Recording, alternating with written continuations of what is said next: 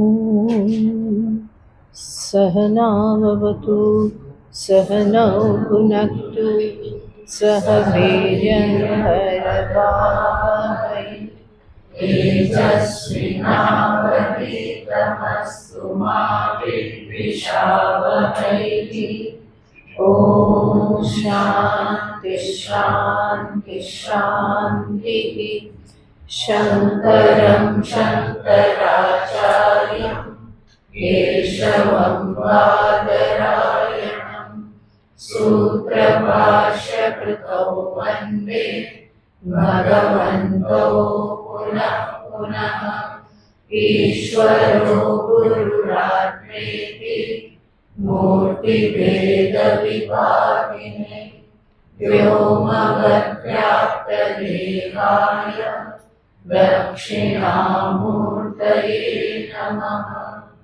ॐ पार्थाय प्रतिबोधितां भगवता नारायणेन स्वयं व्यासेन ग्रथितां पुराणमुनिना मध्ये महाभारतम् अद्वैतामृतवर्षिणीं भगवतीम् अष्टादशाध्यायिनीम् अम्ब त्वामनुसन्दधामि भगवद्गीते भवद्वेषिणीम् अम्ब त्वामनुसन्दधामि भगवद्गीते भवद्वेषिणीम्। श्लोक नंबर 10। श्लोक नंबर 10। श्री भगवानुवाच अभ्यासेत्य समर्थोऽसि मत्कर्म परमो भव मदर्थमपि कर्माणि कुर्वन् सिद्धिमवाप्स्यसि अथैतदभ्यसक्तोऽसि कर्तुं मद्योगमाश्रितः सर्वकर्मफलत्यागं ततः कुरु यथात्मवान्। श्रेयो हि ज्ञानमभ्यासात् ज्ञानात् ज्ञानं विशिष्यते ज्ञानात् कर्मफलत्यागः त्यागात् शान्तिरनन्तरम्। अद्वेषात् सर्वभूतानां मैत्रः करुण एव च निर्ममो निरहङ्कारः समदुःखसुखः शमी सन्तुष्टः सततं योगी यतात्मा दृढनिश्चयः मय्यर्पितमनो बुद्धिः यो मद्भक्तः स मे प्रियः।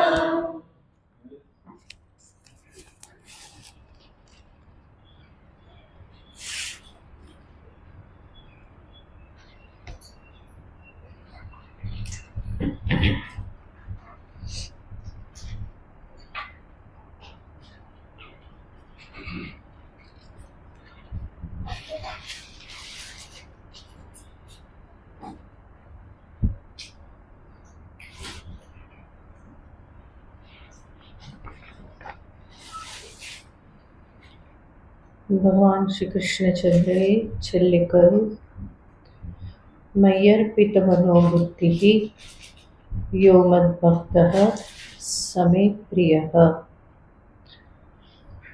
મારામાં અર્પિત મન બુદ્ધિવાળો જે ભક્ત એ મને પ્રિય છે. આ જ ભક્તનું આગળ નિરૂપણ કરતા કહેશે 15મા શ્લોકમાં यस्मान्नो द्विजते लोको यस्मान्नो द्विजते लोको लोकान्नो द्विजते च यः लोकान्नो द्विजते च यः हर्षामर्षभयोद्वेगैः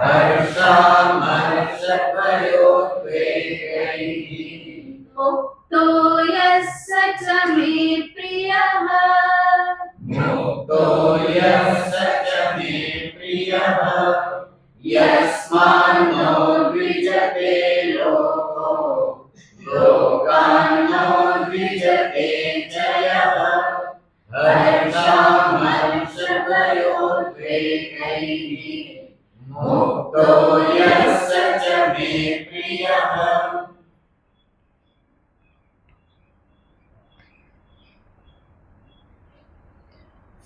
भगवान कहशे यस्मान् न उद्विज्यते लोकः।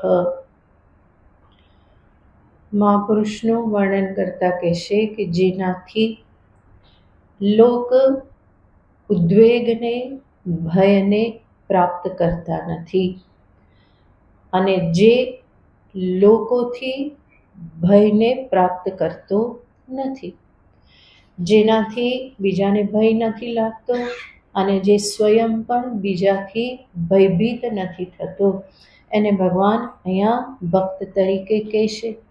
સાથે સાથે હર્ષ, અમર્ષ, ભય અને ઉદ્વેગથી જે મુક્ત છે, ભગવાન કહેશે સચમે પ્રિય, એ મને પ્રિય છે. એક એક શબ્દને જોઈએ તો યસ્માન્નો દ્વિજતે લોકઃ, જેનાથી લોક યાને સર્વે જન પ્રાણી જે છે એ ઉદ્વેગને ભયને પ્રાપ્ત કરતા નથી. ઉદ્વેગનો અર્થ શું થાય? વેગ યાને ગતિ, પ્રવાહ. ઉદ્વેગ યાને અંદરથી ઉપર આવતો પ્રવાહ, એક પ્રકારનો અજંપો. જ્યારે આપણે એવું કહીએ કે મને અજંપો થાય છે, ત્યારે હાથ પણ આપણા આમ થતા હોય કે મને ઉદ્વેગ થાય છે, અજંપો થાય છે. એનો અર્થ અંદરથી કંઈક ઉપર આવી રહેલું છે, ગળા સુધી કંઈક તકલીફ કરી રહેલું છે, તો એને શું કહેવાય? ઉદ્વેગ કહેવાય, અજંપો કહેવાય. તો વેગ છે પણ કેવો? કે ઉદ્વેગ, ઉપર આવનારો વેગ. તો એવા ઉદ્વેગને કોઈ જેનાથી પ્રાપ્ત કરતું નથી, ભય, શોક આદિ પણ જેના દ્વારા પ્રાપ્ત થતું નથી. તો જે મહાપુરુષ છે, સંન્યાસી છે, એના માટે તો સંન્યાસ દીક્ષા વખતે જ એને પ્રતિજ્ઞા લેવડાવવામાં આવે છે કે સર્વભૂતોને અભય પ્રદાન કરવું. આમ પણ શાસ્ત્ર પણ કહેશે અભયમ સર્વભૂતેભ્યો દત્વા નૈષ્કર્મ્યમ સમાચરેત. તો સર્વભૂતેભ્યો અભયમ દત્વા, સર્વને અભય પ્રદાન કરવાનું છે. તો સાધુનું જીવન જ છે સર્વને અભય પ્રદાન કરવું. ભય ક્યાં હોય? કે કંઈક સ્વાર્થ હોય, કોઈક પ્રકારનો લોભ હોય, તો ત્યાં ભયને સ્થાન મળે. પરંતુ અજ્ઞાની ભક્ત જે છે એ નિસ્વાર્થ છે, એને કોઈની પાસેથી કંઈ લઈ લેવાનું નથી અને એટલા માટે બધા એની પાસે કહેવા રહેશે તો કે નિર્ભય રહેશે. કોઈને એનાથી ઉદ્વેગ પ્રાપ્ત થતો નથી, બલકે એની પાસે જવાની ઈચ્છા થાય છે, ત્યાં શાંતિ મળે છે, અંતરની ટાઢક મળે છે. તો આ મહાપુરુષનું, જ્ઞાની ભક્તનું લક્ષણ છે. સ્વાર્થ, કામના, આ જ બધું કોઈકને ભય પમાડતું હોય છે. કોઈની પાસે જઈએ, વાત કરીએ અને ત્યાં એવું લાગે કે આમાં તો કંઈક સ્વાર્થ રહેલો છે, તો એનાથી ભય લાગે. ત્યાં વાત કરવાથી એવું લાગે છે કે પોતાનું કંઈ કામ સિદ્ધ કરવા માગે છે, પોતાની કામનાની પૂર્તિ કરવા માગે છે અને એના થકી મને નુકસાન પહોંચાડવામાં પણ પાછો નહીં પડે, તો શું થાય છે? એનાથી ભય પ્રાપ્ત થાય છે. પણ આ જે જ્ઞાનીજન જે છે એને એવો કોઈ લોભ નથી, એવો કોઈ સ્વાર્થ નથી અને એટલા માટે એના તરફથી કોઈને ભય પ્રાપ્ત થતો નથી. એ હંમેશા કોમળ હોય છે, મૃદુ હોય છે, ભાવપૂર્ણ હોય છે અને એટલા માટે ભયનો કોઈ સવાલ રહેતો નથી. સાથે સાથે ભગવાન કહેશે લોકાન્નો દ્વિજતે ચ યઃ, એ જ્ઞાની ભક્ત જે છે એ કોઈ કાયર કે ડરેલો નથી.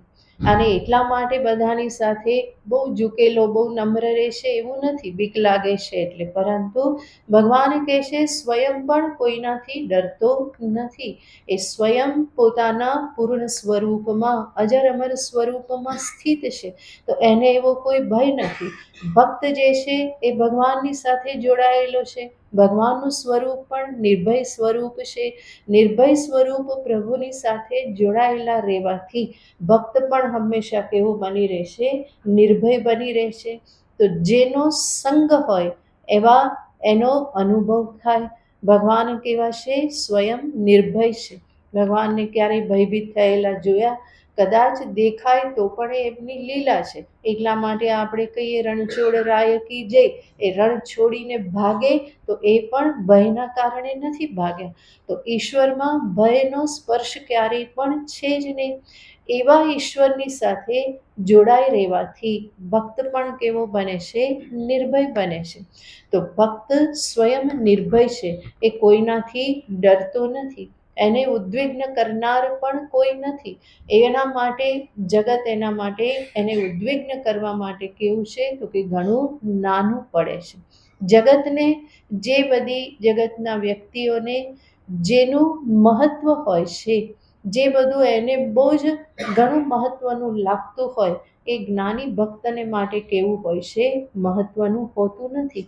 અને એટલા માટે મને કંઈક નુકસાન થઈ જશે, મારી પાસેથી કંઈ લઈ જશે, મારી પાસેથી કામ સિદ્ધ કરી લેશે, આવો કોઈ ભય એને ક્યારેય પણ છે નહીં. અને એટલા માટે એ હંમેશા નિર્ભય થઈને જ રહે છે. કોઈ સ્વાર્થ નથી, એના વ્યવહારમાં કોઈ ગણતરી નથી. અને એટલા માટે એ સ્વયં નમ્ર છે, નિસ્વાર્થ છે, નિર્ભય છે. ક્યારેય પણ એ ઉદ્વિગ્નતાને પ્રાપ્ત કરતો નથી.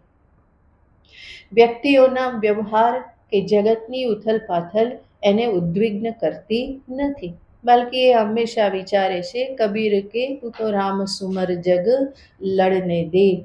તું ભગવાનનું સ્મરણ કર, જગતમાં જે થાય તે થવા દે. ભગવાનની ઈચ્છાથી જ બધું થાય છે. હંમેશા તારી ઈચ્છાથી કંઈ થતું નથી. તું તારું ભજન કર, તું તારું કર્તવ્ય નિભાવ, બાકીનું બધું ઈશ્વર પર છોડવાનું હોય. તો જ્ઞાની ભક્ત આ પ્રમાણે જ રહે છે. અને એટલા માટે એ કોઈનાથી ઉદ્વિગ્ન થતો નથી. આગળ કહેશે હર્ષામર્ષ ભયોદ્વેગૈ મુક્ત. આ કેવો હોય છે? હર્ષ, અમર્ષ, ભય અને ઉદ્વેગથી મુક્ત છે. હર્ષનો અર્થ શું થાય? તો કે કઈ પ્રાપ્તિ થઈ અને એ પ્રાપ્તિથી, ઉપલબ્ધિથી એકદમ ફૂલાઈ જવું, હૃદયનું ફૂલાઈ જવું, વ્યક્તિનું ફૂલાઈ જવું, તો એને શું કહેવાય? હર્ષ કહેવાય. એટલા માટે કોઈ બહુ ખુશ થાય તો એ શું કે? મારી છાતી તો ગજ ગજ ફૂલી ગઈ. એ ફૂલી ગઈ એનો અર્થ શું? આનંદ થયો છે, હર્ષ થયો છે. તો હર્ષનો અર્થ ફૂલાઈ જવું. કંઈક ઉપલબ્ધિ થઈ, કંઈ પ્રાપ્તિ થઈ તો એનાથી ફૂલાઈ જાય છે. જ્ઞાની ભક્ત કેવો છે? કે જ્ઞાનીને તો પૂર્ણતાની જ પ્રાપ્તિ થયેલી છે. એટલા માટે જગતની કોઈ પ્રાપ્તિ એને કોઈ મોટી પ્રાપ્તિ લાગવાની જ નથી. અને ભક્ત જે છે એણે ભગવાનને પ્રાપ્ત કરી લીધા છે. તો ભગવાનથી બીજું મોટું શું છે? એટલા માટે જગતની કોઈ પણ ઉપલબ્ધિ ક્યારેય પણ થઈ, પ્રાપ્તિ થઈ તો એનાથી એ ફૂલાઈ જતો નથી. સુખેશુ વિગત સ્પૃહ. સ્થિતપ્રજ્ઞના લક્ષણમાં ભગવાને કહેલું છે, જે કેવો છે? વિગત સ્પૃહ, સ્પૃહાથી મુક્ત છે. અને એટલા માટે કોઈ દુન્યવી લાભ એને હર્ષ પમાડતો નથી. અમર્ષનો અર્થ થાય છે અસહિષ્ણુતા. અસહિષ્ણુતા મનુષ્યમાં અનેક પ્રકારે પ્રગટ થતી હોય છે. પોતાની ઉપલબ્ધિનો અભાવ પણ એને કેવો બનાવે છે? અસહિષ્ણુ બનાવે છે. ઈર્ષા, અસૂયા, આ બધું જ શું છે? એક પ્રકારે એ સહન શક્તિનો અભાવ બતાવે છે. ઈર્ષાનો અર્થ છે બીજાને મારાથી આગળ જતા જોઉં, એ સહન ના થાય. પરસ્ય ઉત્કર્ષ જે છે એ પરસ્ય જાયમાન ઉત્કર્ષમ દૃષ્ટવા, પરસ્ય ઉત્કર્ષમ દૃષ્ટવા જાયમાન સંતાપઃ ઈર્ષા. બીજાનો ઉત્કર્ષ જોઈ, બીજો આગળ વધ્યો તો એને જોઈ અને અંતરમાં શું થાય છે? એક સંતાપ થાય છે. તો એને ઈર્ષા કહેવામાં આવે. આ મારાથી આગળ નીકળી ગયો, આને વધારે મળી ગયું, આને વધારે માન મળ્યું, વધારે ધન મળ્યું, સન્માન મળ્યું, બીજા બધા દુન્યવી વધારે લાભ થયા, એ આગળ નીકળી ગયો. આ જ્યારે સહન ન થાય તો એને શું કહેવાય? ઈર્ષા કહેવાય. તો ઈર્ષાના મૂળમાં શું છે? અસહિષ્ણુતા જ છે. તો ઈર્ષા બીજું કહેવાય છે અસૂયા. અસૂયાનો અર્થ છે જે ઈર્ષા પર કરતાં પણ ખરાબ છે. ઈર્ષામાં માત્ર બીજાની પ્રગતિ જોવાતી નથી. અસૂયામાં શું થાય છે કે બીજાના ગુણોમાં પણ દોષ દર્શન કરે છે. ગુણેશુ દોષ દર્શનમ, પરસ્ય ગુણેશુ દોષ દર્શનમ અસૂયા. બીજાના ગુણોમાં પણ એ શું જોવે? તો કે દોષ જોયા કરે. સારું હોય તો પણ એમાં ખરાબ જોયા કરે. તો એને શું કહેવાય? અસૂયા કહેવાય. આ પણ એક પ્રકારની એક અસહિષ્ણુતા જ છે. ભગવાન અહીંયા કહેશે કે મારો ભક્ત કેવો હોય? તો કે અમર્ષથી મુક્ત હોય છે. એનામાં આવી ઈર્ષા, અસૂયા જેવા કોઈ દુર્ગુણો ક્યારેય પણ જોવા મળતા નથી. તો ઈર્ષા, અસૂયાથી મુક્ત હોવું, બીજાની પ્રગતિથી બલકે એ ખુશ થાય છે. કોઈ આગળ વધ્યું તો એનાથી ખુશ થાય છે, કારણ કે એને જે ઉપલબ્ધિ કરવાની છે, ઉપલબ્ધિ એણે કરી લીધેલી છે. એનાથી આગળ એને બીજું કંઈ પ્રાપ્ત કરવાનું નથી. અને એટલા માટે એ ક્યારેય એવું જોતો નથી કે આ મારાથી આગળ નીકળી જશે તો શું થશે. તો મહાપુરુષોનું લક્ષણ છે કે હંમેશા બીજાને આગળ કરે, બીજાની ખુશીનો વિચાર કરે. ચૈતન્ય મહાપ્રભુના જીવનનો એક બહુ સુંદર પ્રસંગ છે. ચૈતન્ય મહાપ્રભુજી સ્વયં બહુ જ વિદ્વાન હતા, શાસ્ત્રના પારંગત હતા, અને એમણે ન્યાયશાસ્ત્રમાં પણ બહુ જ પારંગતતા પ્રાપ્ત કરેલી હતી.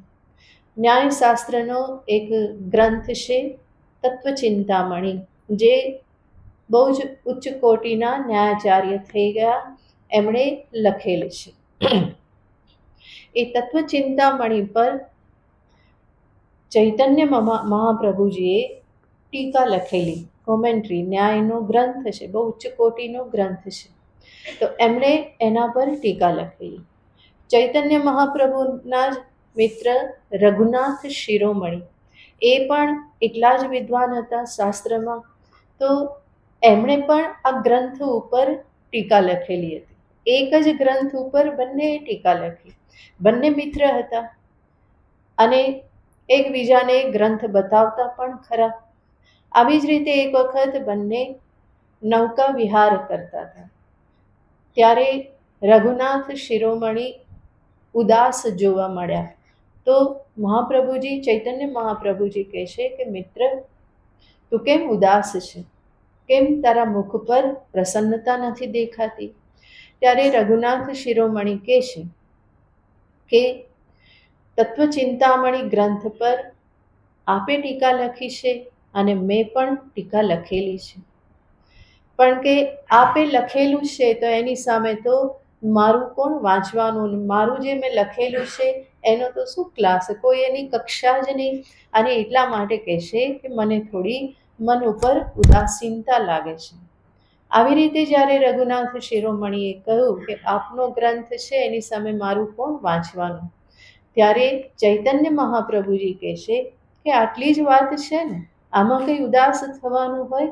એમણે જે ટીકા લખેલી હતી એ ગ્રંથ એમની પાસે હતો, એમણે યમુનાજીમાં પધરાવી દીધું કે આટલી જ વાત છે ને, કે તું લખે કે હું લખું, કેવું છે એક સમાન જ છે. આટલી જ વાતમાં ઉદાસ શું થવાનું? એટલે કે આ હું આમાં પધરાવી દઉં છું. હવે કે તારી ટીકાનો જ બધા અભ્યાસ કરશે. અને આજે રઘુનાથ શિરોમણીની એ ટીકા પણ ઉપલબ્ધ છે. દિદીતી ટીકા કહેવાય છે, બહુ જ ઉચ્ચ કોટીની એ ન્યાયનો ગ્રંથ છે. સમજવો બહુ કઠિન છે, પણ એ જ કક્ષાનો ગ્રંથ પોતાનો ચૈતન્ય મહાપ્રભુએ બહુ સહજતાથી યમુનાજીમાં પધરાવી દીધો કે હવે તારો જ ગ્રંથ જે છે એ પ્રસિદ્ધ થશે. તો આ મહાપુરુષનું લક્ષણ છે. એને એવી કોઈ ચિંતા નથી. એ બહુ આસાનીથી બીજાને સુખ પ્રદાન કરી શકે છે. આ દુન્યવી ઉપલબ્ધિઓ એના માટે મહત્વની નથી હોતી. એનાથી એ બહુ જલ્દી બહાર નીકળી શકે છે. બીજાને એના અર્થે સુખ આપવાને અર્થે એ પોતાનું ત્યાગ કરી શકે છે. તો ભગવાન અહીંયા એ જ કહે છે કે ભક્ત કેવો હોય, ઈર્ષા, અમર્ષ આ બધાથી એ કેવો હોય છે, રહિત હોય છે. હર્ષ, અમર્ષ, ત્યાર પછી કહે છે ભય. ભયથી પણ એ હંમેશા મુક્ત છે. ભય કોનો? મનુષ્યને સૌથી વધારે ભય શેનો લાગે છે? મૃત્યુનો ભય લાગે છે. બધા જ ભયનું અંતે કેન્દ્ર સ્થાન શું છે? મૃત્યુ ભય છે. અને એના કારણે જ એ ઘણા બધા કામ ધંધા કરે છે. ભગવાન કહેશે મારો ભક્ત આવા ભયથી મુક્ત છે. જ્ઞાની પોતાના અજર અમર સ્વરૂપને પામી ચૂક્યા છે અને એટલા માટે દેહના મૃત્યુથી એમને કોઈ ભય નથી. આ દેહ બીજા 100 વર્ષ જીવે કે એક દિવસમાં મૃત્યુ આવે, આ જ પલમાં એનું મૃત્યુ આવે તો પણ એને કોઈ ભય નથી. તો એ મૃત્યુના ભયથી જ્ઞાની તો મુક્ત છે, અજર અમર એવા સ્વરૂપને જાણી ચૂક્યા છે. અને ભક્ત જે છે એને પણ મૃત્યુનો ભય લાગતો નથી. એ ભગવાનની ઈચ્છામાં પોતાની ઈચ્છા હંમેશા ભેળવીને જીવે છે. ભગવાનને જીવાડવું હોય તો જીવન હશે અને નહીં હોય તો મૃત્યુ આવે તો એ પણ એને એટલું જ સ્વીકાર્ય છે. તો જ્ઞાની કે ભક્ત કોઈના માટે મૃત્યુનો ભય એને સતાવનાર હોતો નથી. અને એ ભયના કારણે જ બીજા બધા અનેક ભય જીવનમાં આવતા હોય છે. તો મૂળભૂત ભય જ જ્યાં નથી તો બીજા ભય ક્યાંથી આવવાના? એટલા માટે ભયથી પણ એ મુક્ત છે. સાથે કહેશે ઉદ્વેગથી પણ મુક્ત છે. હર્ષ, અમર્ષ, ભય, ઉદ્વેગૈહિ મુક્ત. ઉદ્વેગથી એટલા માટે જ મુક્ત છે. હમણાં આપણે જોયું એ પ્રમાણે આમ તો ભય અને ઉદ્વેગ એક સમાન અવસ્થા જ હોય છે, પણ ભય મનમાં રહેલો હોય છે અને એ જ ભય જ્યારે શરીર ઉપર અસર કરી અને ઉદ્વેગ ઉપર વેગ ધારણ કરે તો એને ઉદ્વેગ કહેવામાં આવે છે. જ્ઞાની ભક્તને આવો કોઈ ઉદ્વેગ એને અનુભવાતો નથી. જગતની ઉથલપાથલ એને ઉદ્વિગ્ન કરતી નથી કે પોતાના જીવનમાં પણ થતી ઉથલપાથલ કોઈ એને ઉદ્વિગ્ન કરતી નથી. એ બહુ સ્પષ્ટ રૂપે જાણે છે ભક્ત જે ગમે જગત ગુરુ દેવ જગદીશને. એના સંદર્ભમાં અંતરે ઉદ્વેગ ખાલી ધારણ કરવો, ખરખરો ખાલી કરવો તો પ્રભુની ઈચ્છામાં પોતાની ઈચ્છાને મેળવેલી છે. સાથે જાણે છે કે બધું જ એ જ સર્વનિયંતા પ્રભુની ઈચ્છાથી જ બધું થઈ રહેલું છે. તો પછી ઉદ્વેગ શેનો? એ જે કંઈ પણ કરે છે એમાં સર્વહિતનું, સર્વજનનું હિત જ રહેલું હોય છે. તો ભક્તની આ સમજદારી છે.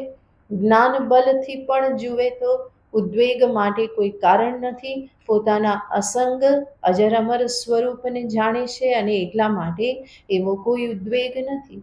બલકે જ્ઞાની અને ભક્ત હંમેશા એક ખુમારીમાં જ જીવતા હોય છે. જ્ઞાનીની પણ ખુમારી હોય છે, ભક્તની પણ એવી જ ખુમારી હોય છે. એ કોઈનાથી ભય કે ઉદ્વેગને પ્રાપ્ત કરતો નથી.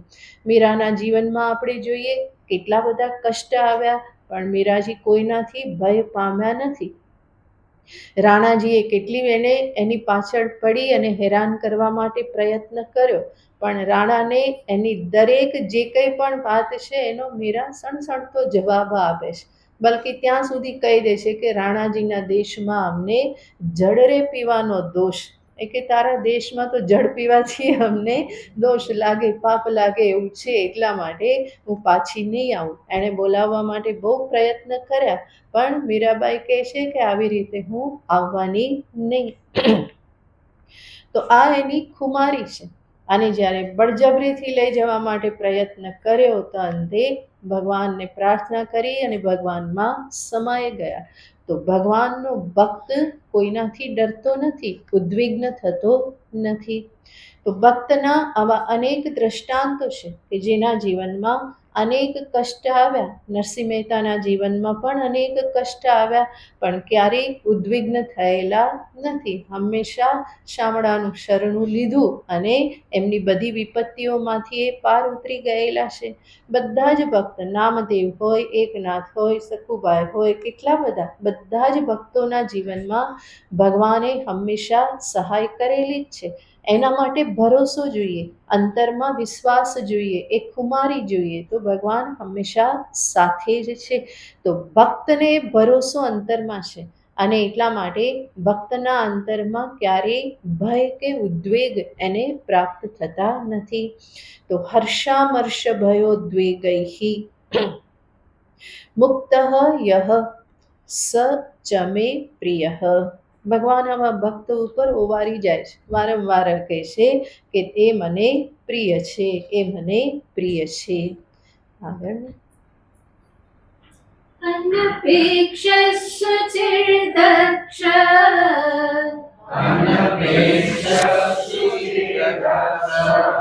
ઉદાસીનો ગતવ્યથઃ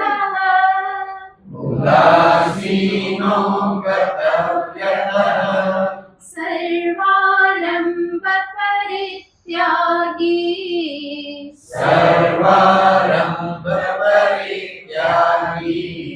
યો મદ્ભક્તઃ સ મે પ્રિયઃ.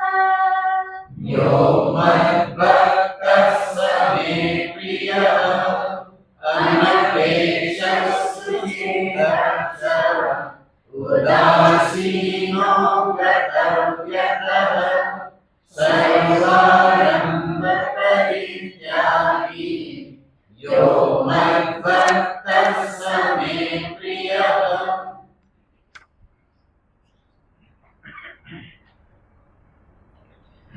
અનપેક્ષ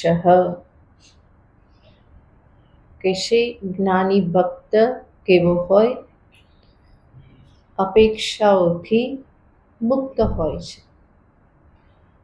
જ્ઞાની ભક્તની ખુશી, ફકીરી કે ખુમારી, પ્રસન્નતા, આ બધાની પાછળનું કારણ આ એની અનપેક્ષતા જ છે. અનેક વખત આપણે જોયેલું છે કે અપેક્ષાઓ જ દુઃખની જનની છે. જેટલી અપેક્ષા વધારે એટલું જ દુઃખી થવા માટેના જીવનમાં નિમિત્ત પણ વધારે. અપેક્ષા પૂરી ન થઈ, એ અપેક્ષા પૂરી થવામાં કોઈ વચ્ચે આવ્યું તો એના કારણે શું થવાનું? દુઃખ થવાનું, વચ્ચે આવનાર પ્રત્યે દ્વેષ થવાનો, અંતરમાં એક કુભાવ પ્રાપ્ત થાય. તો આ બધાનું કારણ શું છે? અપેક્ષા એ કારણ છે. ભગવાન અહીંયા કહે છે કે જ્ઞાની ભક્ત કેવો હોય છે? અનપેક્ષ હોય છે. અપેક્ષા નથી એટલા માટે એને કાયર બનવું પડતું નથી, દીનહીન બનવું પડતું નથી, કોઈની પાસે એવી હીનતા અનુભવી અને કંઈ માગણીઓ કરવી પડતી નથી. તો એવી અનપેક્ષા હોવાથી જ એ હંમેશા કોઈ દીનતાથી, લાચારીથી મુક્ત હોય છે. આ બહુ જ મોટો ગુણ છે, આસાન નથી. મનુષ્યનું મન કેટલી બધી અપેક્ષાઓથી ગ્રસ્ત હોય છે અને એ અપેક્ષા જ એને વારંવાર હેરાન કરનારી હોય છે. એમાંથી એ જેટલો મુક્ત થાય એટલો એ હકીકતમાં મુક્ત થાય છે. પોતાની અપેક્ષાઓથી જ એ બંધાયેલો હોય છે, બલકે એનું બંધન પણ મોટાભાગનું એની અપેક્ષાઓ જ હોય છે. તો જેટલી અપેક્ષાઓથી એ મુક્ત થાય એટલો જ એ સ્વયં પોતાને મુક્ત કરે છે. એટલા માટે મારા ગુરુજી હંમેશા કહેતા કે તમે જેટલી બીજાને ફ્રીડમ આપો એટલા તમે પોતે ફ્રી થાવ. તો ફ્રી થવાનો આ જ ઉપાય છે. શું ઉપાય છે? બીજાને ફ્રીડમ આપવી. કારણ કે આપણે બીજાને પકડી રાખવા માગીએ છીએ, પણ બીજાને પકડવામાં પોતે પણ પકડાઈને જ રહેતા હોય છે. તો જેટલી અપેક્ષાઓ ઓછી થાય એટલી જ જીવનમાં મુક્તિ વધારે, એટલી જ પ્રસન્નતા પણ વધારે. જ્ઞાની ભક્ત જે છે એ આવા અનપેક્ષ હોય છે. અનપેક્ષ હોવું, કોઈની પાસેથી કંઈ એ પ્રકારે અપેક્ષા ન રાખવી, બેપરવાહ હોવું.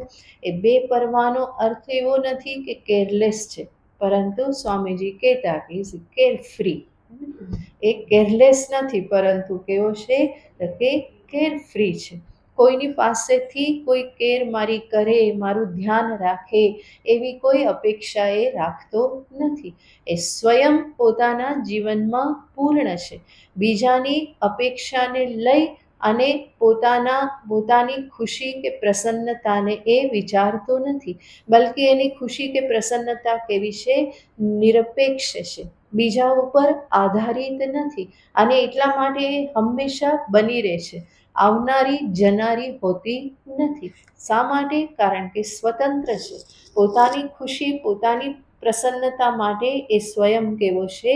સ્વતંત્ર છે. પરતંત્ર બનતો નથી કે બીજા આમ કરે તો હું ખુશ થાવ, બીજા મારું માને તો હું ખુશ, મારી ઈચ્છા મુજબ કરે તો ખુશ, ભગવાન મારી ઈચ્છા બધી પૂરી કરે તો ભગવાન ઉપર હું ખુશ, અને ના કરે તો ભગવાન પણ સાંભળતો નથી, એણે પણ કરવું જોઈએ.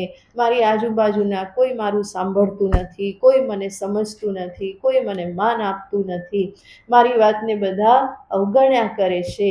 આ બધાના મૂળમાં શું છે? અપેક્ષા છે. શું અપેક્ષા? મારું બધાએ સાંભળવું જોઈએ, હું કહું એ પ્રમાણે બધાએ કરવું જોઈએ, મારી ઈચ્છા મુજબ બધાએ ચાલવું જોઈએ, મારી અપેક્ષાને બધાએ પૂરી કરવી જોઈએ.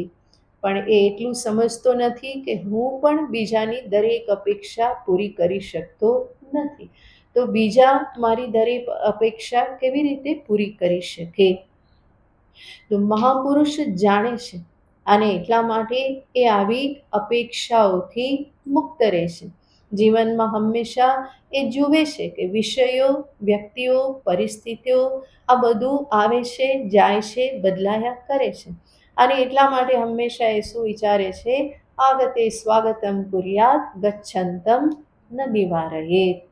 આવ્યું તો એનું સ્વાગત છે, ગયું તો એને નિવારતા નથી. આવ્યા તો શું કે આવો પધારો, અને જવાનું કે તો આગ્રહ કરતા નથી કે ના ના બેસો ને થોડી વાર, કેટલા દિવસે તમે આવ્યા, આવું સાધુ સંત કે નહીં. ગ્રસ્ત જરૂર કે, પરંતુ કોઈ સંન્યાસી આ પ્રમાણે આગ્રહ ના કરે. ના ના બહુ દિવસે આવ્યા છે, આટલી વારમાં ક્યાં જવાનું, થોડી વાર બેસો ને, એવું એ કહેતા નથી. ગચ્છન્તમ ન નિવારયેત. જતા હોય તો એને રોકતા નથી, આવે તો એનું સ્વાગત કરે છે. હા, પધારો પધારો, હરિઓમ, નારાયણ નારાયણ કરીને સ્વાગત કરે. તો આગતે સ્વાગતમ કુર્યાત, ગચ્છન્તમ ન નિવારયેત. અને એટલા માટે કેવો રહે છે?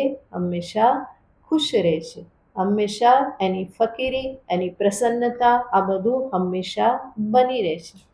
જ્યાં અપેક્ષા આવી તો તરત જ કંઈક ને કંઈક મુશ્કેલી આવવાની જ છે. અપેક્ષાનો અર્થ શું છે? અપેક્ષાનો અર્થ છે દુરાગ્રહ પૂર્ણ ઈચ્છા. એવી ઈચ્છા કે જેની પાછળ શું રહેલું છે? દુરાગ્રહ રહેલો છે. સામાન્ય ઈચ્છા હોય તો એ ઈચ્છા કંઈ હેરાન કરતી નથી. બરાબર છે, મન છે, સાથે રહીએ છીએ, કંઈક ઈચ્છા હોય એકબીજા પ્રત્યેથી, જગત પ્રત્યેથી, બરાબર છે. પણ જ્યારે ઈચ્છાના મૂળમાં મારી જીદ કે દુરાગ્રહ આવી જાય તો એવી ઈચ્છાને શું કહેવામાં આવે? અપેક્ષા, લાલસા આદિ કહેવામાં આવે. એને જ વાસના પણ કહેવાય, લાલસા કહેવાય, અપેક્ષા કહેવાય. જેની પાછળ શું રહેલું છે? પોતાનો દુરાગ્રહ છે, જીદ છે. એ છોડવાને માટે ક્યારેય તૈયાર થતો નથી. જ્યારે ઈચ્છા માત્ર હોય તો એ સમજી શકે, વિચારી શકે, એને વિચાર વિવેકપૂર્વક છોડી પણ શકે, બદલી શકે, પણ જ્યાં દુરાગ્રહપૂર્વકની ઈચ્છા હોય તો એ છોડવા માટે તૈયાર થતો નથી. યેન કેન પ્રકારેણ આ પૂરું થવું જ જોઈએ. તો એને અહીંયા ભગવાન શું કહેશે? અપેક્ષા કહેશે. જ્ઞાની ભક્ત કેવો છે? કે નિરપેક્ષ છે, અનપેક્ષ છે. ભક્તની એવી નિરપેક્ષતા હોય છે કે ભગવાનને પણ મૂંઝવણમાં મૂકી દે છે. કારણ કે ભગવાનની એ એટલી અહેતુકી ભક્તિ કરે છે, ત્યારે ભગવાનને એવું થાય કે હું મારા ભક્તને કંઈક આપું, આટલું બધો મને પ્રેમ કરે છે તો એને હું કંઈક આપું, કંઈક પ્રદાન કરું. પણ સામે જે ભક્ત જે છે એને તો ભગવાન પાસેથી કંઈ જ જોઈતું નથી. એટલા માટે ભગવાન પણ ગુંજાઈ જાય છે કે આને હું આપું શું? એને ધર્મ, અર્થ, કામ, મોક્ષ કંઈ જોઈતું નથી. એ વધારે ને વધારે માગે તો શું માગે? ભક્તિનું ફળ શું માગે? ભક્તિ જ માગે. પ્રભુને શું કે તમારા ચરણમાં અનન્ય ભક્તિ બની રહે. તો એ તો એ કરી જ રહેલો છે, એનું જ ફળ ભગવાન આપવા માગે છે. તો ફરી એ માગે શું? એનું એ જ માગે છે. તો ભગવાન પણ મૂંઝવણમાં મુકાઈ જાય છે કે હું મારા ભક્તને શું પ્રદાન કરું.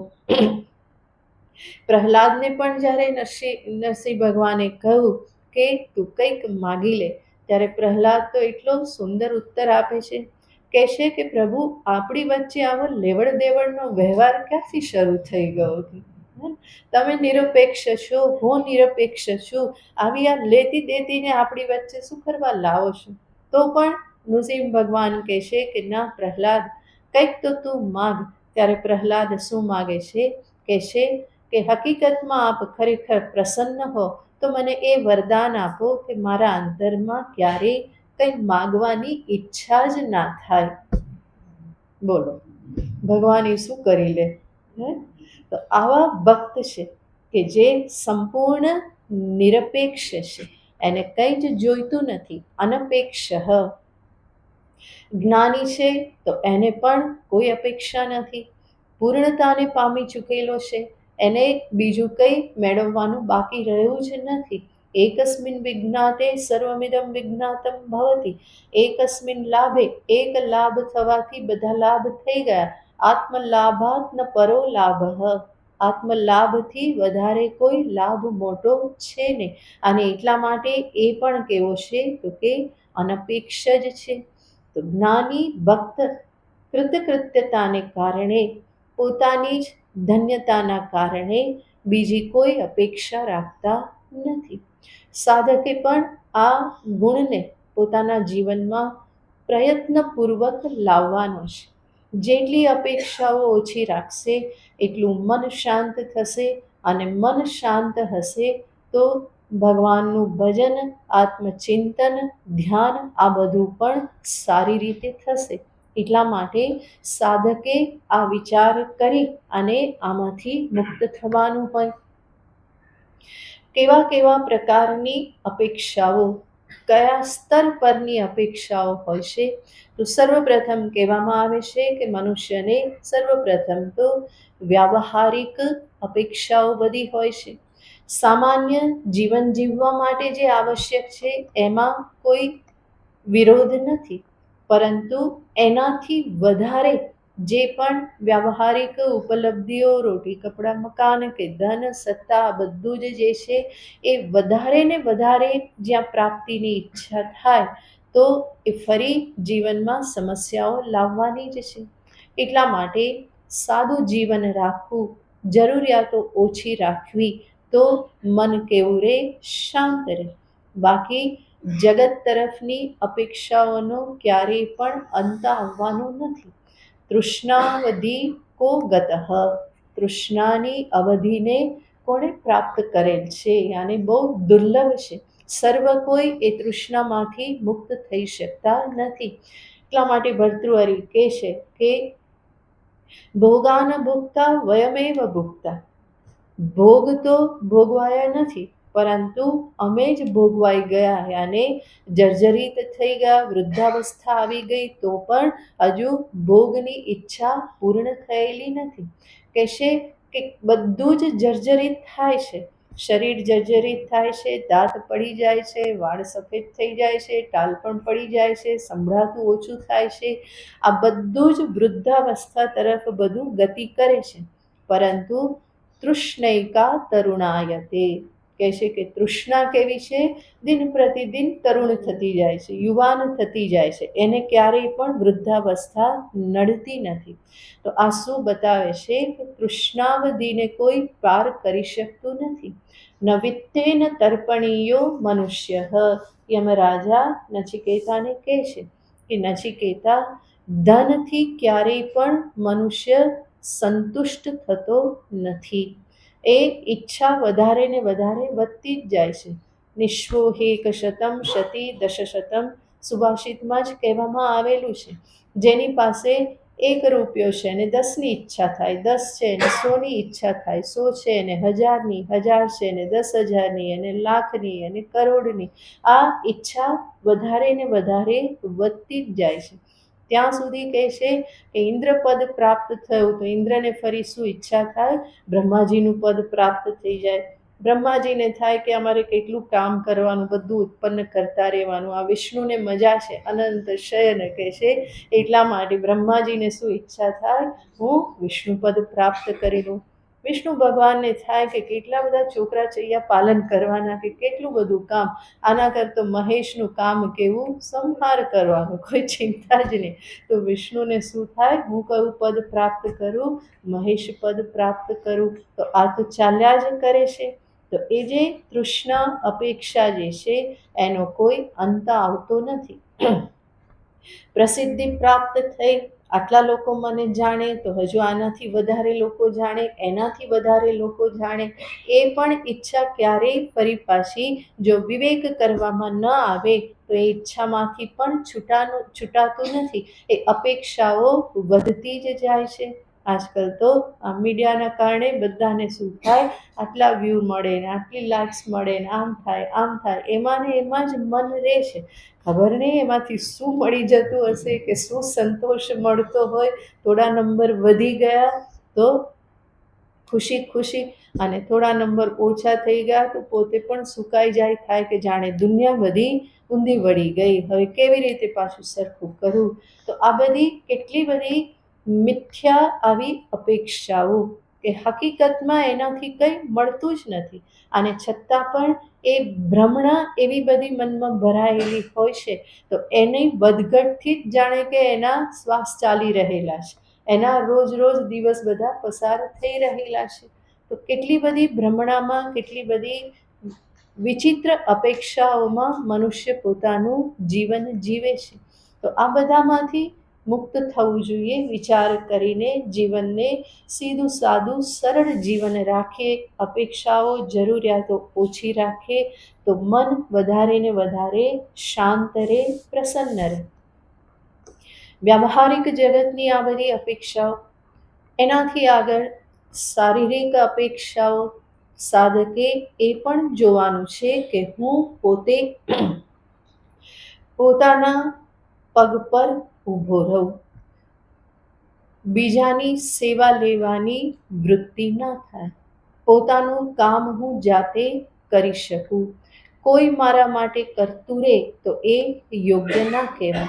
તો શરીરથી પણ એવી રીતની અપેક્ષાઓથી ગ્રસ્ત રહેવું તો એ હંમેશા વિક્ષિપ્ત કરનારું છે. જાતે પોતાનું કામ કરતાં આવડવું જોઈએ. સાધુ થયા હોય તો બીમાર પડે ત્યારે પણ એકલા રહી અને એ પરિસ્થિતિમાંથી પસાર થતાં આવડવું જોઈએ. એ એવી જો અપેક્ષા રાખતો રહે તો એવી વ્યક્તિ ક્યારેય સાધુ પણ ના બની શકે. જેને અપેક્ષા રહે કે કોઈ મને પાણીનો ગ્લાસ ભરીને આપે, તાવ આવ્યો અને કોઈ મારી પાસે બેસે ને જોયા કરે ને માથે હાથ ફેરવ્યા કરે, તો એનાથી કામ થવાનું નથી. સાધુ થયો તો એકલા જ આમાંથી પસાર થવાનું છે. અને ભગવાન ભરોસે નીકળ્યો છે તો જ્યાં સુધી જીવન છે ત્યાં સુધી જીવન છે, નહીં હોય તો નહીં હોય. જ્યાં પૂરું થાય પ્રારબ્ધ તો કોઈ બચાવી શકતું નથી. તો આવી જે અપેક્ષાઓથી પણ મુક્ત રહેવું જોઈએ. નહીં તો એની પણ ગણતરીઓ ચાલ્યા કરે. બીમાર હતો તો ખબર કાઢવા પણ નહોતા આવ્યા, એની ખબર કાઢવાથી તું સાજો તો નથી થઈ જવાનો, પણ છતાં પણ અપેક્ષા સુરે બીમાર હતો તો મને જોવા પણ નહીં આવ્યા, ખબર પણ નહીં પૂછી, એક ફોન પણ નહીં કર્યો. કેટલા સ્વાર્થી લોકો! હવે આમાં પણ એને બહુ સ્વાર્થ દેખાઈ જાય ને ક્યાંનો ક્યાં પહોંચાઈ જાય. તો આ મન કેવું છે એ આમાં ઉલझતું રહે છે. એ ભગવાનમાં ક્યાં તલ્લીન થવાનું, એ આત્મચિંતન કરી અને સ્વરૂપસ્થ ક્યાં થવાનું. તો શારીરિક સ્તરની આવી અપેક્ષાઓથી પણ મુક્ત થવું જોઈએ. પોતાની જાતને સંભાળતા, પોતાના શરીરને સંભાળતા પોતાને આવડવું જોઈએ. કેવી રીતની મારા શરીરની જરૂરિયાતો છે, એને કેવો ખોરાક અનુકૂળ આવે છે, ક્યારે શું જોઈએ, આ પોતે સમજી લેવું જોઈએ. અને એની રીતે પછી પોતાના જીવનને ગોઠવવાનો પ્રયત્ન કરવો જોઈએ. નહીં તો એમાં અવિવેક કરતો રહે અને પછી શરીર જ બાધારૂપ બની રહે. શરીર જ્યારે બાધારૂપ બને, બીજાની અપેક્ષાઓ પાછી મનમાં વધે, તો એ બધાના કારણે ફરી વિક્ષેપ જ થવાનો છે. એનાથી આગળ માનસ સ્તરની અપેક્ષાઓ, પોતાની લાગણીઓને લઈને પણ ઘણી બધી અપેક્ષાઓ. કોઈ મને પ્રેમ કરે, હું કોઈને પ્રેમ કરું, આ મનુષ્યને હંમેશા મનમાં એક સ્વાભાવિક ઈચ્છા હોય છે. પણ એ સ્વાભાવિક ઈચ્છાને જ્યારે પછી દુરાગ્રહપૂર્વક જ્યારે કરવામાં આવે તો એ ફરી પાછી એક પ્રકારે મુશ્કેલી જ લાવતી હોય છે. પોતાની લાગણીઓને સંભાળતા પોતાને આવડવું જોઈએ. ત્યાં પણ અનેક પ્રકારની અપેક્ષાઓથી મનુષ્ય ગ્રસ્ત થઈ જાય છે. મને કોઈ હંમેશા સમજે, મારી વાતને સાંભળે, મને પ્રેમ કરે, હું પ્રેમ કરું તો એનો સ્વીકાર કરે, આ બધું મનમાં હંમેશા ચાલતું રહેતું હોય છે. અને એના પરિણામે ફરી અપેક્ષાઓ વધતી જ જતી હોય છે. પોતાના તરફે જુએ નહીં, બલ્કિ કોના તરફ જુએ? આણે આમ નહીં કર્યું, આણે આમ નહીં કર્યું, આણે આવું કર્યું, આણે આવું કરવું જોઈતું હતું. એના પરિણામે શું થાય? ફરી મુશ્કેલીઓ, એ જ વિક્ષિપ્તતા આવે. તો પોતાની લાગણીઓને પણ સંભાળતા, પોતાની રીતે સંભાળતા પણ આવડવું જોઈએ. જરૂરી નહીં કે હંમેશા તમારી પાસે કોઈને કોઈ સપોર્ટ હોય જ, ના પણ હોય, ક્યારેક કોઈ ના પણ હોય, તો પોતાના ઉદ્વિગ્ન મનને, વિક્ષિપ્ત મનને સંભાળતા આવડવું જોઈએ. બીજા પ્રત્યેની અપેક્ષાઓથી વધારે ને વધારે હેરાન થવાતું હોય છે. આ કોઈ હોય સાથે તો બહુ સરસ, પણ ન હોય તો ત્યારે પણ સંભાળતા આવડવું જ જોઈએ. ભગવાનનો ભરોસો છે, સર્વ લાગણીઓ એની સાથે જોડી દો તો બીજા કોઈ પાસેથી અપેક્ષા નહીં રહે. પણ એવું કરવું એ બહુ જ કઠિન છે. એટલો અનન્ય ભરોસો બહુ જલ્દી આવતો હોતો નથી, પણ એ લાવવો જ રહ્યો. જીવનમાં બધા જ સંયોગ જે છે કેવા છે? સંયોગાહ વિયોગાંતાહ. સર્વ સંયોગ કેવા છે? તો કે એનો અંત ક્યાં આવે છે? વિયોગમાં આવે છે. બધા ભેગા થાય છે, છૂટા પડે છે, મૃત્યુ છૂટા પાડે છે, કોઈ વહેલા જાય છે, કોઈ પછી જાય છે. તો એકલા ગમે ત્યારે થવાનું થાય તો ત્યારે એકલા ઊભા રહેતા, લાગણીઓને સંભાળતા આવડવું જોઈએ. એનાથી આગળ બૌદ્ધિક સ્તરની અપેક્ષાઓ હોય છે.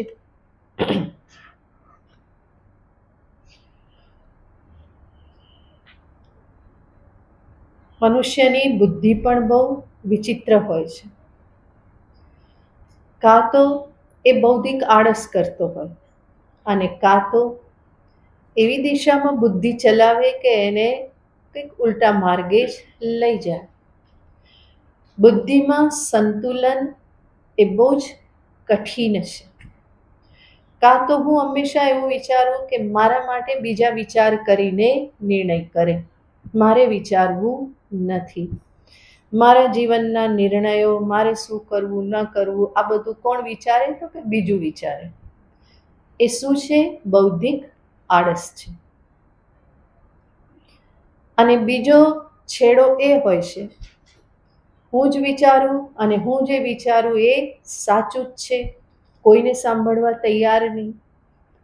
પોતે જે નક્કી કરે એમાં જીદે ચડી જાય, કોઈની સલાહ લેવા માટે તૈયાર નહીં, હું જે કરું એ સાચું છે. તો આ બે છેડામાં મનુષ્ય રહેતો હોય છે. કાં તો કોઈની પાછળ પાછળ ચાલવાનું છે અને કાં તો પોતે જ જે કરે છે એ સત્ય છે એવું એ હંમેશા કરતો હોય છે. પણ એક સાધકની બુદ્ધિ કેવી હોય કે સ્વયં પણ વિચાર કરે અને બીજાની સાથે વિમર્શ પણ કરે. સ્વયં બૌદ્ધિક આળસ ના રાખે, સ્વયં વિચાર કરે,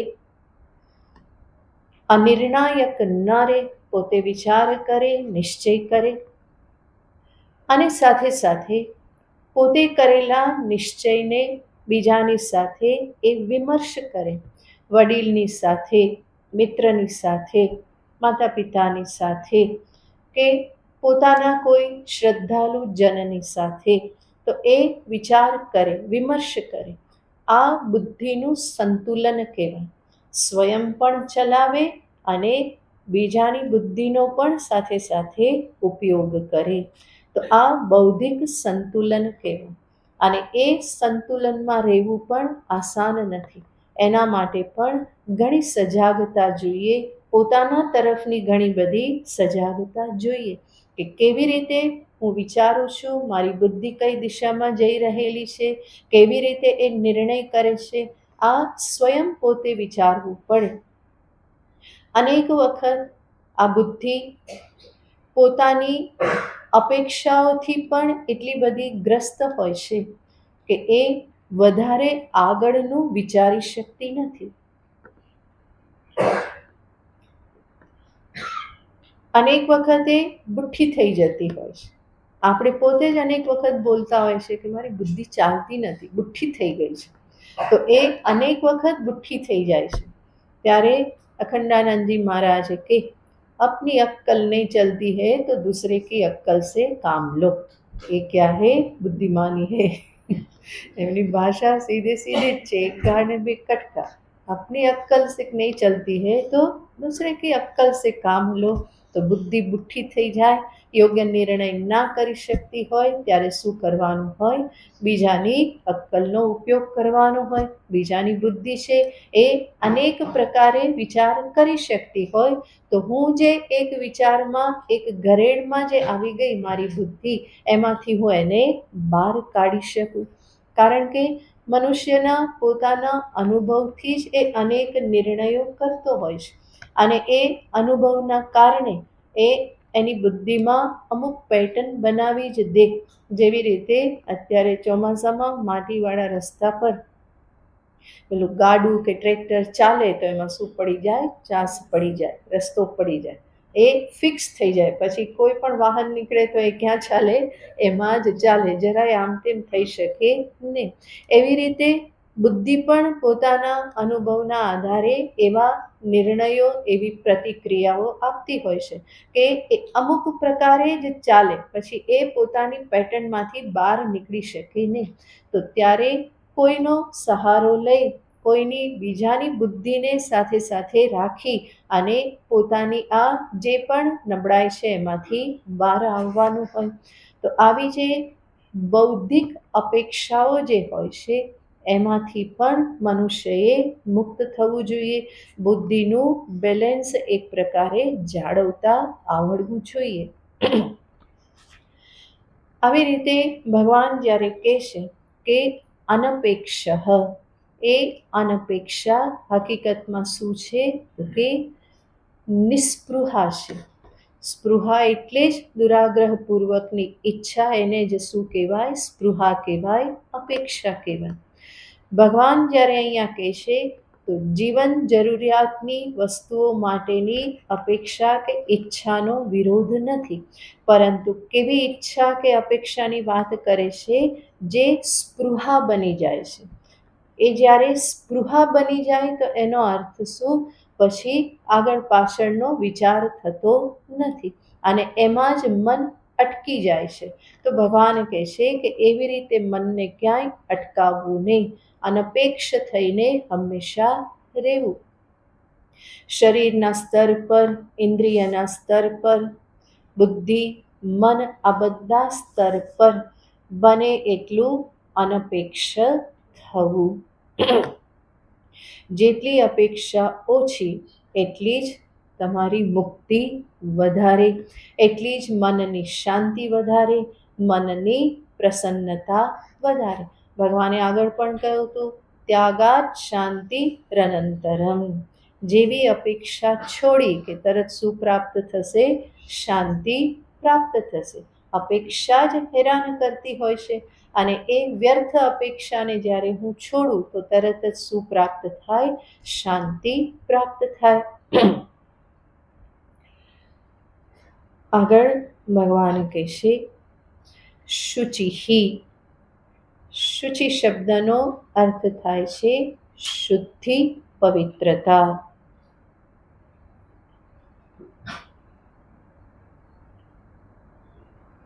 શુદ્ધિ યાને માત્ર સ્વચ્છતા જ નહીં, પરંતુ સ્વચ્છતાની સાથે સાથે પવિત્રતા પણ ત્યાં ગ્રહણ કરવાની છે.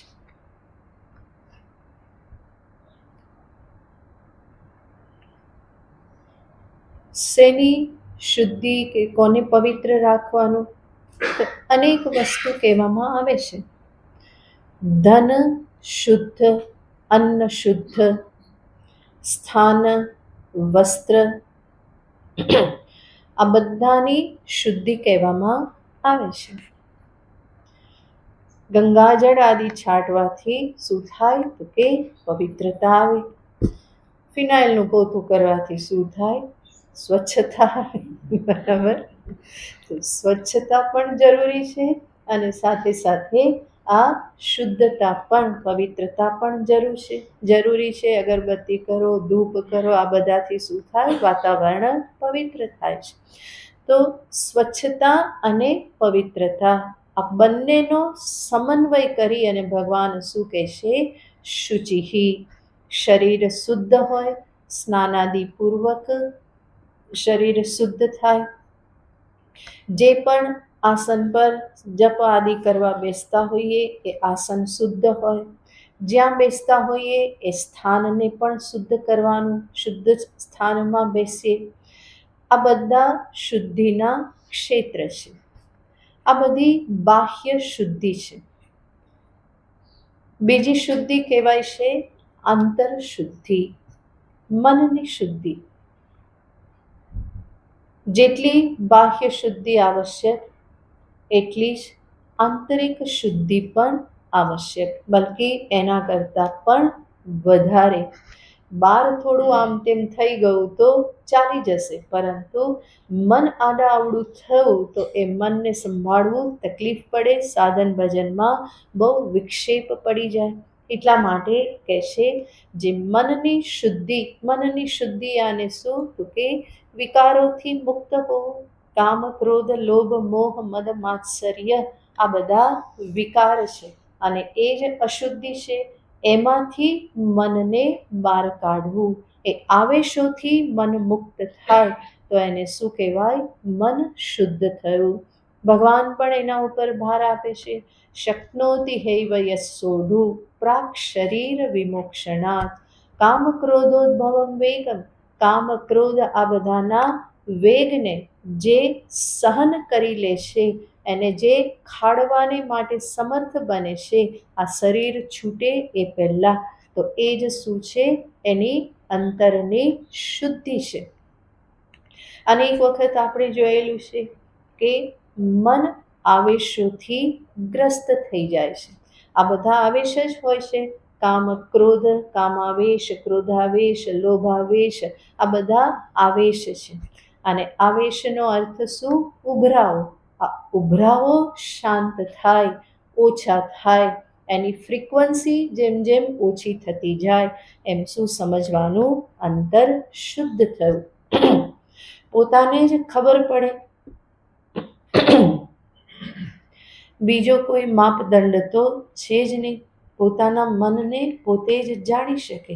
કેટલા આવેશો ઓછા થયા, કેટલો હું મનની પરાધીનતામાંથી મુક્ત થયો.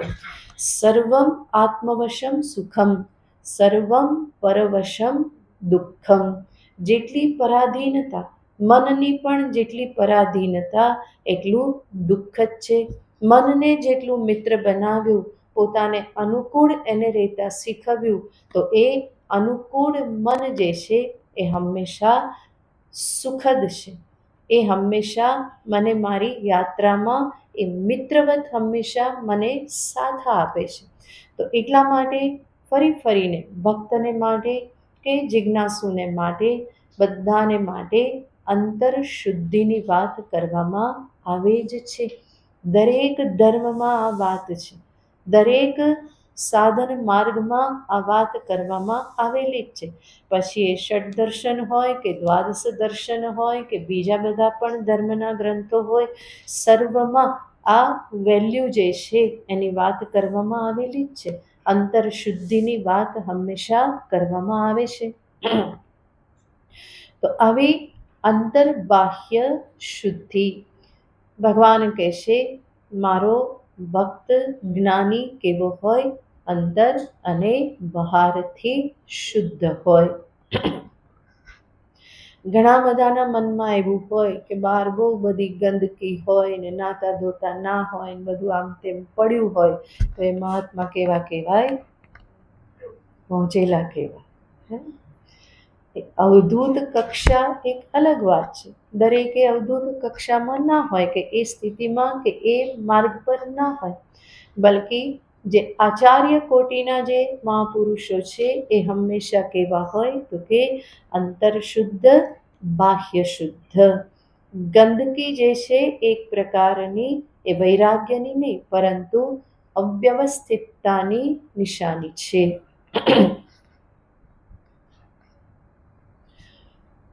પોતાની બેદરકારી, બૌદ્ધિક આળસની નિશાની છે. અંતર શુદ્ધ હશે, અંતરમાં શિસ્ત હશે, તો એ શિસ્ત બહાર પણ દેખાવાની છે. બલ્કિ આ બંને પરસ્પર છે. બહાર ગંદકી ને બધી વસ્તુઓ આડાઅવળી હોય તો એની વચ્ચે મન પણ શાંત થતું નથી. એટલા માટે વ્યવસ્થિત બહારની વસ્તુઓ જે વ્યવસ્થિત રાખે એ એની અંતરની વ્યવસ્થિતતાને પ્રગટ કરે છે. વિશારદાનંદજી મહારાજને જુઓ ને તો એટલા બધા વ્યવસ્થિત, એના રૂમમાં એક વસ્તુ પણ આમથી તેમ પડી ના હોય, એક વસ્તુ પણ આડાવડી નહીં, બહાર ક્યાંય દેખાય નહીં. જ્યારે પણ જાઓ આખા દિવસમાં સવારથી રાત સુધીમાં બધું એકદમ વ્યવસ્થિત જ હોય. જે વસ્તુ જ્યાં હોય, જ્યાંથી લીધી હોય ત્યાં પાછી મૂકે, વધારાનું કંઈ આગળ પાછળ હોય નહીં. તો એટલી બધી વ્યવસ્થિત જીવન છે. એ વ્યવસ્થિતતા એ શેની નિશાની છે? આંતરિક વ્યવસ્થિતતા શુદ્ધિની નિશાની છે. જે અંદર વ્યવસ્થિત ન હોય, જેના વિચારો વ્યવસ્થિત ન હોય, એ વિચારમાં ડિસિપ્લિન ન હોય, તો એ બહાર પણ આવવાની નથી. એ પોતાની વસ્તુઓને ગમે એવી રીતે રાખશે અને પછી જોઈએ ત્યારે કંઈ મળશે નહીં. બલ્કિ વસ્તુ એવી રીતે રાખવાની હોય કે અંધારામાં પણ હાથ નાખીએ તો એ જ વસ્તુ હાથમાં આવે. મને ખબર જ હોય કે આ વસ્તુ અહીંયા જ છે. જ્યાંથી લીધી ત્યાં પાછી મૂકવાની, અને એવી રીતે રહીએ તો બાહ્ય આ બધી વસ્તુઓની કોઈ ચિંતા કરવાની રહે જ નહીં. પણ બહારનું બધું આડાઅવળું હોય, ચશ્મા ક્યાં કંઈક રાખી દીધા ખબર ના હોય, અને છેલ્લી ઘડીએ પછી બધું ઊંચા નીચું થઈ જાય. પેલું ક્યાં મૂકી દીધું ખબર નથી, આ મળતું નથી, પેલું મળતું નથી, આ કોણ આમ કરી નાખ્યું, આમ કરી નાખ્યું, મારી વસ્તુ કોણે આમ કરી નાખી, પોતે જ ઠેકાણે ના મૂકી હોય. અને પછી શું કે બધા મારું આડાવડું કરી નાખે છે, પણ પોતે ઠેકાણે રાખે તો કોણ બીજા આડાવડું કરવાના? તો આ બધી વસ્તુઓ મનને વિક્ષિપ્ત કરનારી હોય છે. બાહ્ય રીતે જે વ્યવસ્થિત ન રહે એ શું બતાવે છે? એના વિચારમાં વ્યવસ્થિતતા નથી. કપડાં ગમે ત્યાં નાખી દે, બહારથી આવે તો ચપ્પલ એવી રીતે કાઢે કે એક ઉત્તર દિશામાં એક પશ્ચિમ દિશામાં જતું રહે, ધડાધડ કરીને. પણ એવું શા માટે? ચપ્પલ કાઢો છો તો વ્યવસ્થિત કાઢો, ઉડાડવાની ક્યાં જરૂર છે? અને એ બધી જ વસ્તુઓ કે જે તમારા જીવનમાં ઉપયોગી છે તો એના પ્રત્યે પણ એક સન્માન દાખવો ને. ભલે જડ હોય પણ તમારા જીવનમાં ઉપયોગી છે. ચપ્પલ કેટલા તમને સહાય કરે છે, બૂટ કેટલી સહાય કરે છે ગરમીમાં ઠંડીમાં, તો એને સરખી રીતે રાખો. વસ્ત્ર તમારું રક્ષણ કરે છે, એને કાઢીને વ્યવસ્થિત રીતે રાખો. શા માટે એને જેમ તેમ ઉડાડી દેવું, ગમે તે વસ્તુ ગમે ત્યાં મૂકી દઈએ, તો એ અવ્યવસ્થિતતા છે. અંદરથી જેટલા વ્યવસ્થિત થશો તો બહારની વ્યવસ્થા પણ થશે, અને બહાર જેટલું વ્યવસ્થિત રાખશો એટલું મન પણ વ્યવસ્થિત રહેશે, શાંત રહેશે. તો વસ્તુઓનો પણ યોગ્ય રીતે ઉપયોગ કરતા આવડવું જોઈએ. એટલા માટે અહીંયા બધાને કહેવું પડે કે ચપ્પલ ત્યાં રાખજો, બધા ત્યાં રાખજો. ફરી થોડા દિવસ થાય એટલે પાર્કિંગ શીખવવું પડે કે હવે સરખું કરો, સરખું કરો. કેમ એવું થાય? એક વખત તમને ખબર જ છે કે તમે આટલા બધા લોકો આવો છો, બધાની ગાડી મૂકવાની હોય, વ્હીકલ મૂકવાનું હોય, તો આપણે વ્યવસ્થિત શા માટે ના મૂકીએ? પણ એ છેલ્લી ઘડીએ ને પછી બહુ વિચારો, આગળ પાછળ કોણ વિચારે? મૂકી દો ને, જે આવ્યા તે, જેનું જે થાય તે. તો એવી રીતે ના હોય. સાધક હંમેશા વિચારપૂર્વક જીવન જીવે. એ બેદરકારી, લાપરવાહીથી જીવન ના જીવે. હંમેશા જે કરો એ સમયે મન ત્યાં જ હોય તો કામમાં કોઈ ગડબડ ના થાય. પણ મોટે ભાગે શું થતું હોય, કરતા હોય કંઈ, મન ક્યાંક હોય, બુદ્ધિ ક્યાંક દોડતી હોય. એટલા માટે ચપ્પલ કેવી રીતે કાઢ્યા ને થેલો કેવી રીતે મૂક્યો ને પેલું શું કર્યું, આ કંઈ ખબર જ ના હોય. તો એવી રીતનું બેદરકારીપૂર્વકનું જીવન ના હોય. હંમેશા વ્યવસ્થિત જીવન જીવાય. શુદ્ધિ હંમેશા બની રહે. અનીતિનું ધન જીવનમાં ન આવે. કદાચ આવી ગયું તો એ ધનની શુદ્ધિ દાન દ્વારા થાય. તો થોડું દાન પણ જીવનમાં થતું રહે, તો જેથી કરીને ધન પણ શુદ્ધ રહે. ધન શુદ્ધ તો અન્ન શુદ્ધ, અન્ન શુદ્ધ તો મન શુદ્ધ. આ આખી લિંક છે. તો આ બધી જ શુદ્ધિને જીવનમાં સ્થાન આપવાનું હોય. મહાપુરુષને માટે આ બધું કેવું છે તો કે સહજ છે, અને એ મારે પ્રયત્નપૂર્વક જીવનમાં લાવવાનું હોય. તો શુચિહી આગળનું પછી જોઈશું. પૂર્ણમદ પૂર્ણમિદં પૂર્ણાત પૂર્ણમુદચ્યતે પૂર્ણસ્ય પૂર્ણમાદાય પૂર્ણમેવાવશિષ્યતે. ઓમ શાંતિ શાંતિ શાંતિ. હરિ ઓમ. શ્રી ગુરુભ્યો નમઃ. હરિ ઓમ.